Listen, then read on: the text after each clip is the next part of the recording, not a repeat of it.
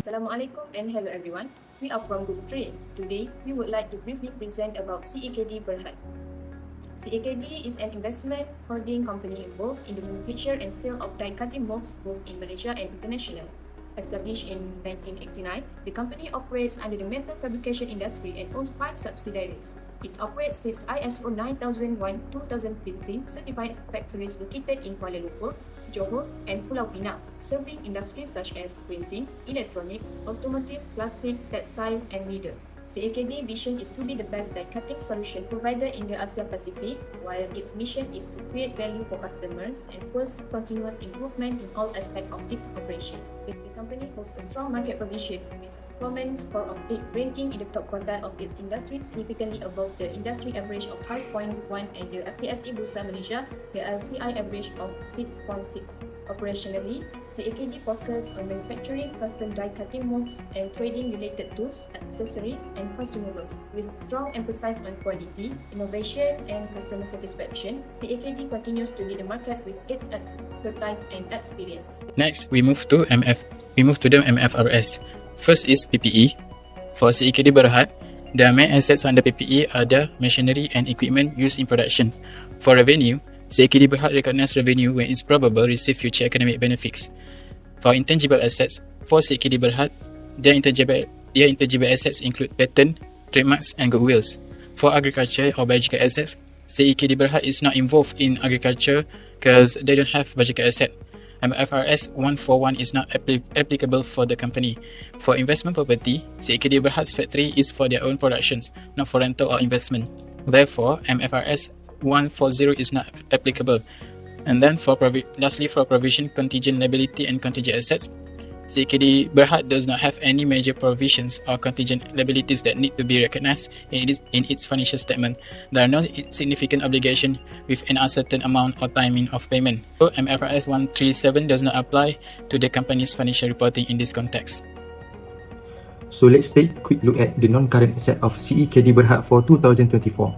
At the group level, property, plant and equipment rose to RM 40.95 million, up from RM 38.94 million in 2023, showing continued investment in operational asset in line with MFRS 116. Next, goodwill on consolidation remains steady at RM 1.18 million, indicating no new acquisition or impairment loss. This aligns with MFRS 138, where goodwill is tested annually for impairment. Total group non-current asset now stand at RM 42.13 million. Next, at the company level, investment in subsidiary remains unchanged at RM 41.22 million, but a new receivable from subsidiaries of RM 4.59 million has been recorded, classified as a non-current asset. This likely reflects intra-group financing or long-term related party balance.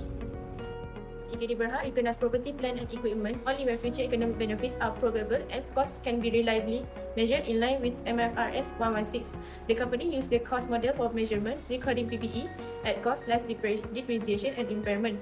As of 31st August 2024, PPE stood at RM 40.95 million, up from RM 38.94 million in 2023, showing growth and investment in operations. Depreciation recorded under administrative expenses rose from RM 7.32 million at 2023 to RM 8.12 million at 2024, likely due to new asset additions. In summary, Cekd Berhad complies with MFRS 116 and its rising PPE balance and depreciation reflect ongoing operational investment. August 31, 2024, Cekd Group's total assets decreased to 81.16 million ringgit from 98.19 million ringgit the year before. This drop was mainly due to the early payment of term loans using 31.29 million ringgit in cash. Interestingly, despite the drop in total assets, net assets increased by 3.11 million ringgit or 4.5%, reaching to 72.35 million ringgit. As a result, net assets per share increased slightly by 0.01 ringgit to 0.37 ringgit. The group also made strategic investment in non-current assets, spending 4.93 million ringgit in capital expenditure to boost its long-term operations. One highlight is the acquisition of a 1.5-story light industrial free workshop lot in Perkembangan, Selangor. This added 2,700 745 square feet to their operating space, bringing the total to 104,159 square feet across 5 factories in Kuala Lumpur, Penang, and Johor. Additionally, Cekd Group upgraded its plant and machinery to increase manufacturing capacity and also expanded its portfolio in properties under leasehold agreements. For current economic factors, we are going to explain about impacts on asset management and valuation strategies. For inflation, the impact on Cekd's asset management such as higher replacement cost for assets, where the cost of replacing or upgrading machinery increase, impacting capital expenditure planning and potentially delaying investment.